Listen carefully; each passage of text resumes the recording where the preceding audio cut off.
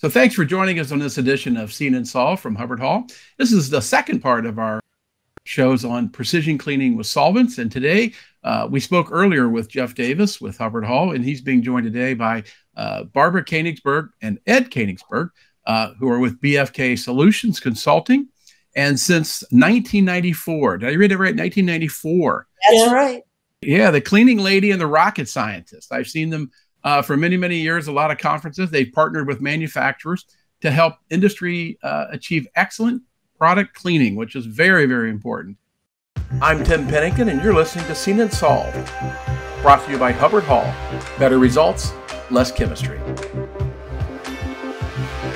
And I got my newsletter from you, I believe it was Friday. I get it routinely, and I enjoy reading it. It's is it called Clean Source? Is that right? Yes.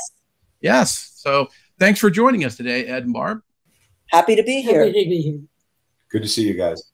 Yeah. So Jeff and I spoke earlier on a podcast about we just kind of went through the precision cleaning with solvents and that, and we kind of touched on a couple of areas, but we want to get kind of deeper with you because we've been hearing a lot about the EPA is going to ban solvents, and I know you all have been right on top of this subject for many, many years.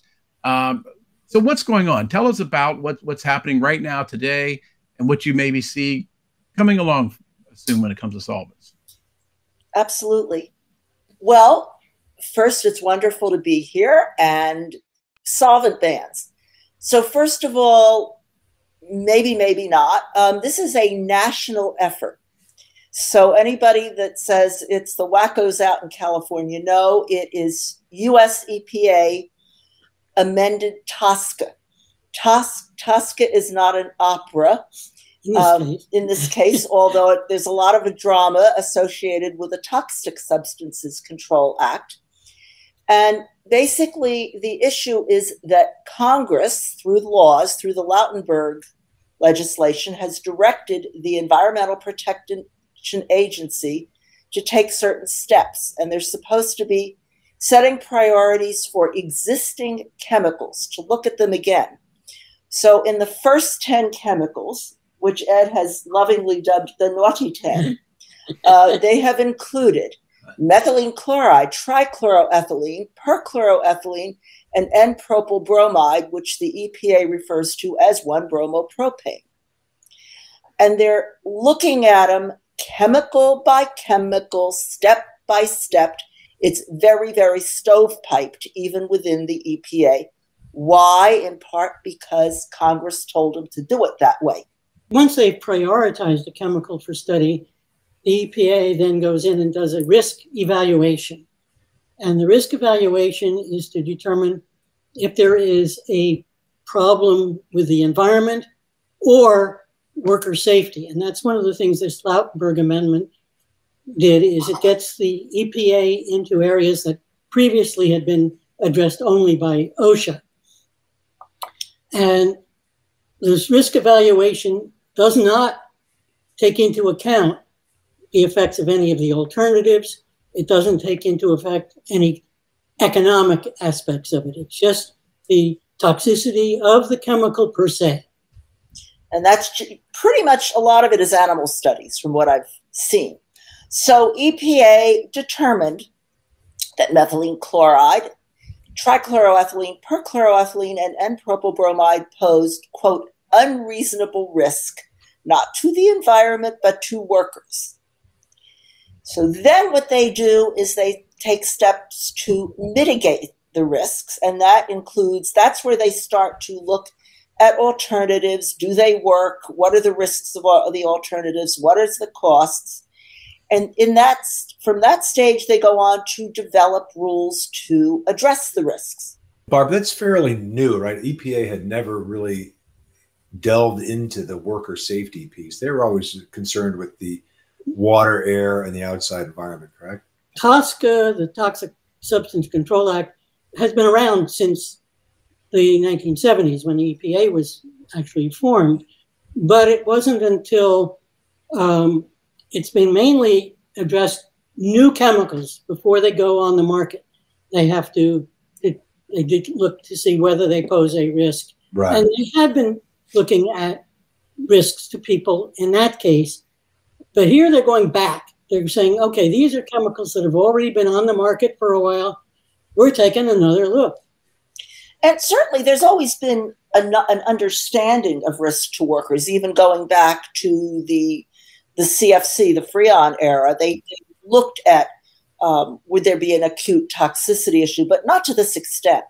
So let me ask you, Barbara, because you all are very knowledgeable. You've been following this for many, many years. How do you know so much about I know you follow pretty closely what EPA is doing in their activities.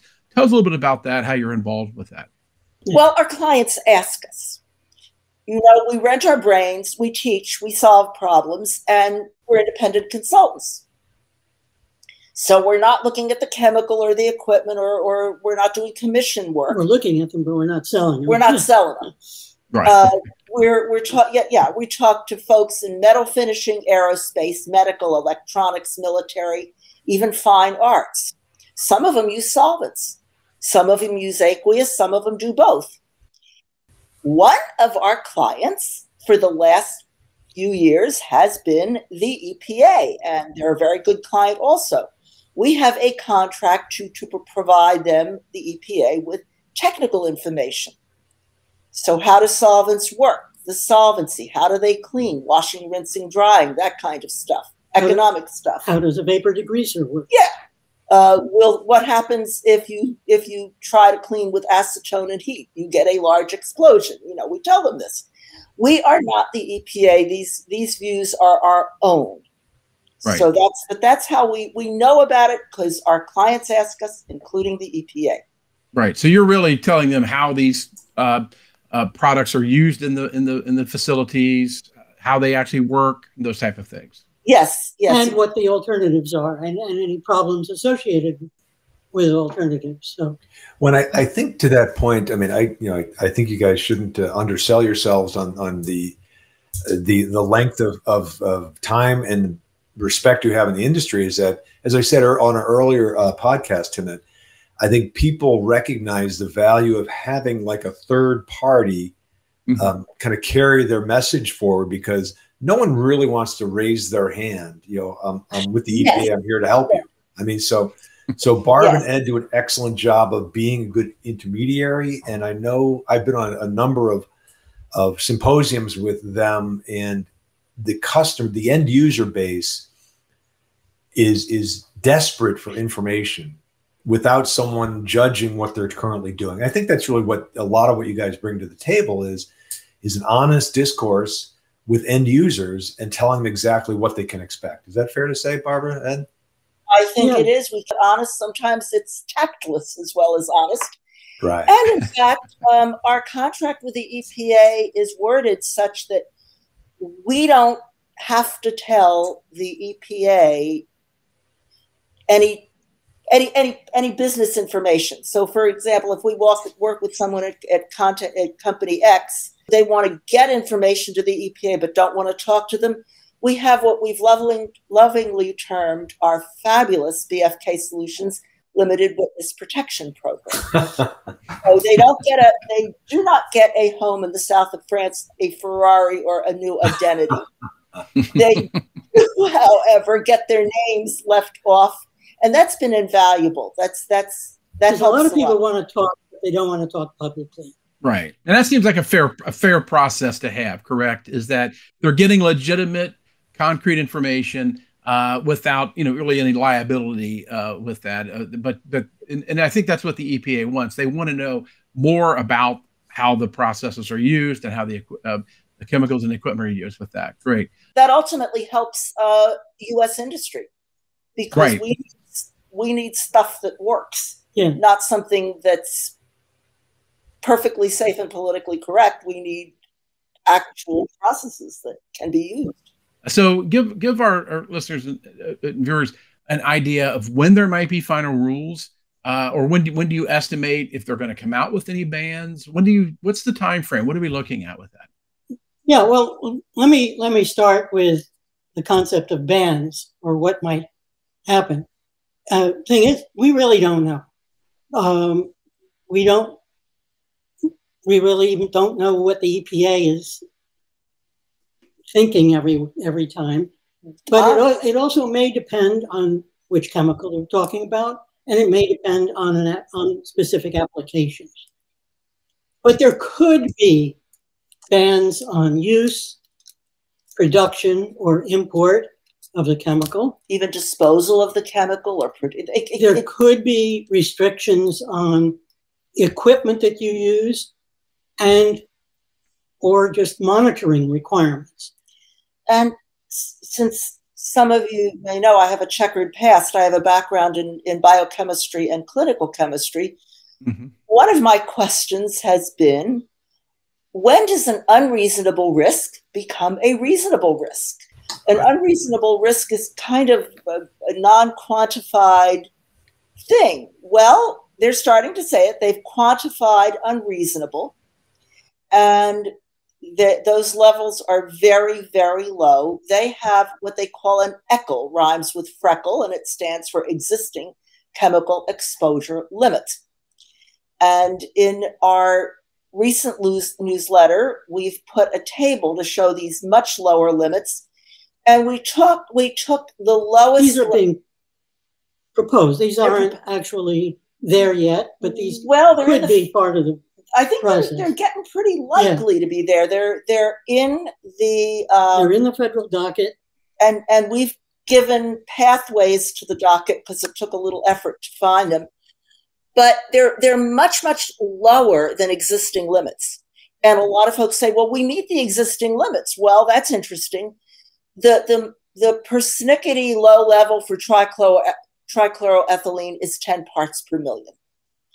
The EPA ECHL is 0.004 parts per million. Let's compare that with 10. That's a heck of a lot lower. For perchloroethylene, we think of 25 parts per million. The EPA ECHL is 0.14 parts per million. What that means is there might not be a hard ban, but there could be, since I loved the Disney Cinderella when I was a kid, there could be a Cinderella ban. In other words, Cinderella ban.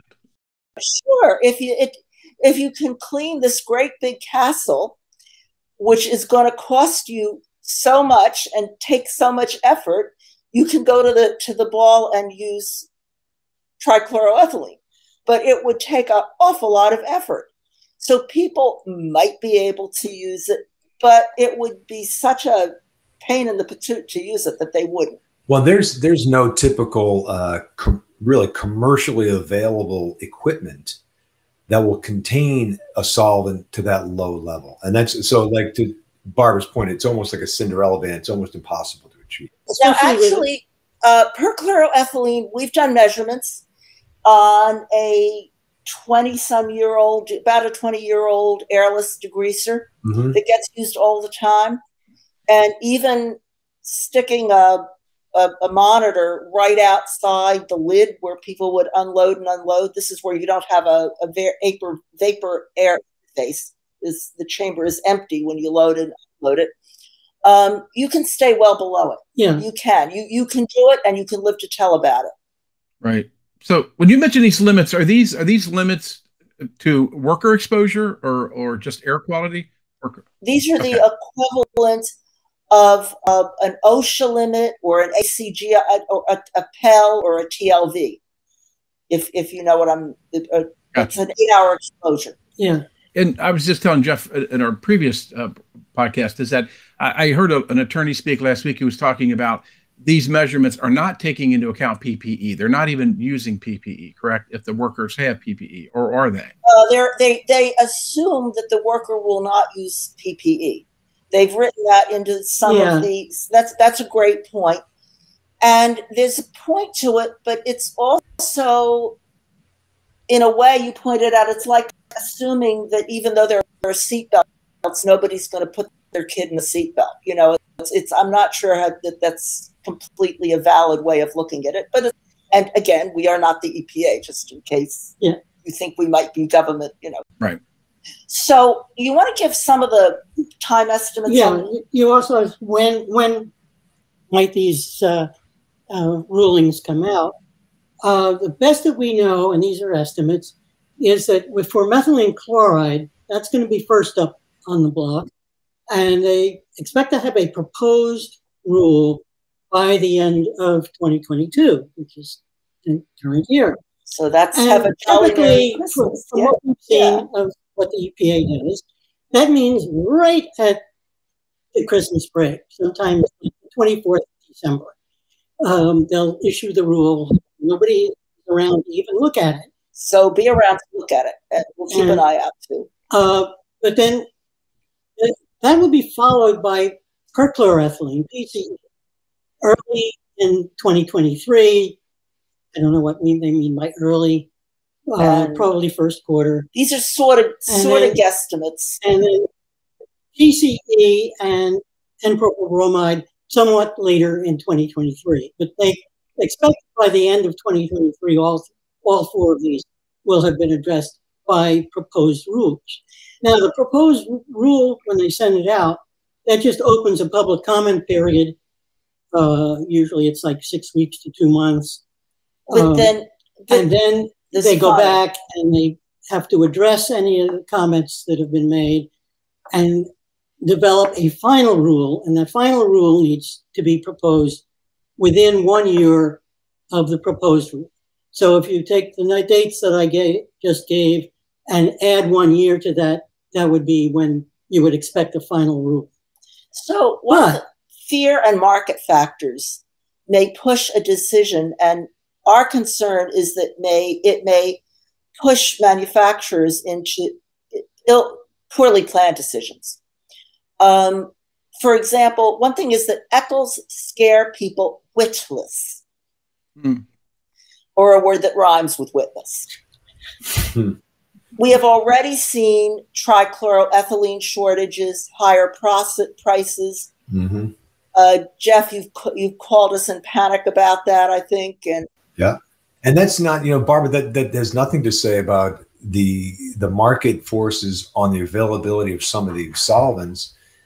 And we were on a symposium, I think last summer, with the EPA, and it was an open forum, and the pushback was, if everyone were to get off of trichlor tomorrow and need new equipment to do so, the lead time to get that equipment would be decades, because you couldn't fill the pipeline fast enough. The lead time would be decades, and the costs would be astronomical. We have estimated costs for the EPA, both for the equipment and the cost of process change, the cost of developing the process. So yes, it would be absurd. So but in addition to solvent availability and equipment shortages, there are company policies among the product manufacturers. Some of them are saying, well, stop using it. And then, of course, the engineers and the folks on the floor say, use what? And they go, I don't know, figure something out. There's another point that even cleaning equipment manufacturers, even those people who make airless systems, are totally scared about using the halogenated solvents. It's made them very frightened. Can you explain that, Barbara? Why would it frighten them? It's general liability issues, repairing the equipment. I would have to describe it as a witch hunt, very irrational. It's like, even if they know they can contain the solvent becomes sort of personified. And they say, we're not going to do it. It's bad. So we won't do it. And they say, we're scared. And we've heard this from equipment manufacturers. They'll look at the levels and say, I'm scared. I know we can contain it, but I'm scared. Just like people are risk averse, they're exposure averse. Yeah. I was going to say, the attorney that I heard last week speak, I don't know if it was this particular one, but they were taking open comments, but he said normally they got, like, the EPA was reporting they got like 175 comments. It wasn't for this particular case, but it turned out that they got over 12,000 comments. They got a lot of feedback, which was kind of going to delay implementing some of the rules. I'm sure they're going to get a lot of comments and a lot of questions. Oh, I'm sure they will. I'm sure they will. On this as well, yeah. So do you think this is a one-time deal, or will you think the EPA will look at a bit like trans DCEs, or is this stage set to look at other chemicals? Because I believe when this came about last year, it was like the first time in many years that they had done that, added chemicals, right? Or is that to the list? Sure, they've looked at existing chemicals, but the original list of 10 is a result of the legislation, and they were told formally, go look at these existing chemicals. So the short answer is nope, it's not a one-time deal. And yes, the EPA is already looking at trans 1,2-dichloroethylene. What is trans DCE? Well, it's a flammable halogenated solvent, and it's got powerful cleaning abilities, although it can set the place on fire. So to keep things from catching fire, they do what are called azeotropic blends, constant boiling blends with the designer solvents. And the general figure is about 80% trans DCE and the other 20% non-flammable designer solvents. So, though, Tim, those are the ones we had talked about the earlier podcast, the fluorocarbons, the fluorocarbon component. Well, the HFCs are pretty much being replaced for various reasons by the HFEs, the HFOs. The relatively weak solvents that keep things from catching fire if you blend them with the trans. And you can't blend them easily with much other than trans to get a constant boiling mixture. We have tried with Sam Houston State. It doesn't work too well. And no, this is not a one-time deal. This is the gift that keeps on giving. Additional chemicals will be prioritized for risk evaluation and possible regulation. And our assessment, my assessment, from working with the EPA for decades and decades, and being in industry mainly for decades and decades, is that the more effective cleaning chemicals are likely to be regulated. It stands to reason that if it impacts the environment, if it cleans well, it's apt to impact the environment, and it's apt to impact us, because we're all made out of the same materials. Right. You pointed out about PFAS. You know these designer solvents that the trans is being blended with, most of them contain fluorine compounds. Well, fluorine is a big worry these days because of the F in PFAS. And so we don't know yet if any of these fluorine-containing solvents will be affected, but we have to be looking at the possibilities that they might break down to the PFAS, and that becomes another issue that EPA really hasn't addressed in terms of these solvents yet. But they are looking a lot at water and water treatment, and we know that water treatment is becoming much more expensive, largely because of this. Right. So let me ask you. I mean, some people will say, this rule is going to be overturned. Another administration, it won't apply to, say, the military, other big industries for, if it even goes into effect years and decades. People are always sort of kind of procrastinating that, and they won't have to deal with it. So what are your thoughts? You think it's something that will sort of have an immediate impact right away, or what do you think? I think, well, it's already having a de facto impact because of the fear factors. So will it be overturned? We don't know. It could depend on the judge. It could depend on the lawyers involved, what kind of arguments are made. However, the Lautenberg legislation passed with strong bipartisan support. Be still my fluttering heart. Why is this? Well, historically, people like to wage war on individual chemicals. The profs at Harvard call it the whack-a-mole effect. I think it's sort of a chemical witch hunt. It's just easier to personify chemicals and say, if we get rid of the chemicals, everything's going to be all right. And that's not true. Yeah, Jeff, are you hearing that from a lot? What are you hearing from a lot of people when you talk to customers and industry? What are they really thinking that this is something that's just maybe just going to, the problem's going to go away, or what do they think? Well, I think it's interesting, Tim, because in a lot of cases, number one, people don't want to use a product that's going to be dangerous. Yeah. Right. With the workers or themselves, whatever. But I think You have an economic piece of it that they had been using trichlor and perchlor very effectively for 50 years. And in the right equipment, it's a great chemical. And if it doesn't get out of the machines, it's like I said in an earlier podcast, it's infinitely recyclable. Right. I mean, so you'd never consider it green, but in the right process and its right stability, it'll go for a long, long time with no water, by the way. And requires less energy to use. Right. But I get it, though. I understand. And I think it's people are scrambling. They're saying that I can't afford $1 million for a vacuum degreaser, and I can't afford the solvents that go into them that are 2, 3, 4 times more expensive. That's right. So, and Barbara and Ed and I were on a presentation with the EPA, and the fear was more businesses will have to go outside the U.S. Right. And this is not just big business. This is small supporting job shops that really are the backbone of a lot of these companies that require, they're saying, hey, I want to use something responsibly that's going to work, but I can't wait 5 years and $1 million to get the machine. Only to find out that in 5 years, that chemical is being regulated. So right. I have a very different view of green. I think using a doubtful chemical in a very emissive manner where the workers are exposed to something that we don't know what it is, that's not as green as using, to me, as using perc or trichloroethylene in a well-contained system where the levels are very, very low. Right. But I think, the thing, will it apply to big guys or to the military?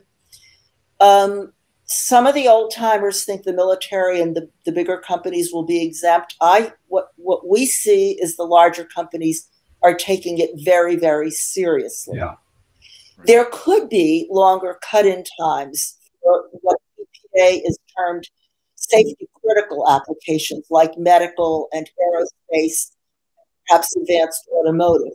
Probably not decades. But we have pointed out to the EPA that when you have to validate a method for medical devices, it can cost upwards of $1 million per device. And if you have a bunch of devices where the supply chain depends on chlorinated, you've got a problem.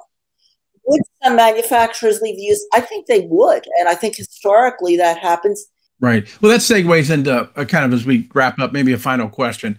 What are some ways that finishers can stay on top of this? What should they do? I would say go to your website and sign up for that newsletter at bfksolutions.com, right? I get it. But what else can they do? Well, is this an 8-hour podcast? Nope. Nope. First, I would advise people to not panic and not rush into a half-baked solution. You have to become the cleaning expert. Mm-hmm. The other thing is think about your process and the process that comes before. So you have to think about the supply chain. I just got off the phone with an old-time process engineer who said, nobody wants to think about the supply chain, but you gotta. Because, for example, if you and that's true if you use solvents or if you use aqueous. Because if you have a whole supply chain and they're taking away a solvent, they may be taking away the effective cleaning process. So there's a little piece coming out of the puzzle, and all of a sudden the whole tower collapses. And that may be true whatever kind of cleaning you use. You got to do your own risk assessment in terms of your own business. What are your surface prep requirements? Look at the full costs and risks of a process change. Look at the tox profile of substitutes. Unknown or not available does not mean safe in terms of a product. You've got to look at your costs for process evaluation and verification. We can show you some of the process costs. It's high. In our previous podcast, you had asked me a similar question. I said, you have to either audit your process or get someone that can, and do it like you're starting from scratch. Why do we clean, and do we need to clean? Yes, sometimes you don't need it. Sometimes the equipment manufacturers hate us. I tell them the client didn't need that cleaning step. Right. But that's not why we're working with them. We're working, real quick though. Yeah, one thing is to stay on top is to trust but verify and test before you commit. You can take advantage of the resources. People like Jeff. I love Tim's Finishing and Coating magazine, and your alma mater, Jeff Gardner, has some publications. Right. Ed and me and Darren Williams at Sam Houston State University do the product quality cleaning workshops and webinars, PQCW. There are trade associations like NASF. Locally out in Southern California, we have Surface Finishers Educational Association. Right. The talks are up on the web. And of course, at good old BFK Solutions. Now, I've got one final thing. Right. If a rep comes up to you and says, we'll sell you the perfect cleaning process, don't worry your pretty little head. Our advice is run like hell. Right. Well, I think what you're saying, and I think is you can't have your head in the sand with this. They need to start having a conversation about it, right? They need to start having a conversation, see what options are, right, Jeff? I mean, see what, and like when you mentioned that good point, they may not have to clean. I've never heard that, but you're right, is that really take a look at things and see where I'm at and where we could go from this. But have the conversation, I think, is the first point. Find the professionals. I'm sure the Kanegsbergs will take the call, and Jeff will take the call too, for everybody to have those conversations now, rather than when, like you said, 2024, when everybody's scrambling to sort of figure these things out. Correct? Please don't wait till the last minute. It's much cheaper to start earlier. It's much less expensive to start earlier. Yeah, do your Christmas shopping early. That's a good, just put that analogy right there. Absolutely. All righty. Well, listen, thank you, Ed and Barbara. Like I said, we appreciate all your expertise and all your service to the industry. Like I said, 3 decades, it sounds like you've been doing that. Thank you for those great words. Yeah, and we were so happy. All righty. Lovely to be here. So thank you so much, and ask us again. We will. Thank you. Thank you, Tim, Barbara, Ed. Take care. Bye-bye. Seen and Solved is brought to you by Hubbard-Hall. Better results, less chemistry. For more podcasts, go to hubbardhall.com or wherever you get your podcasts.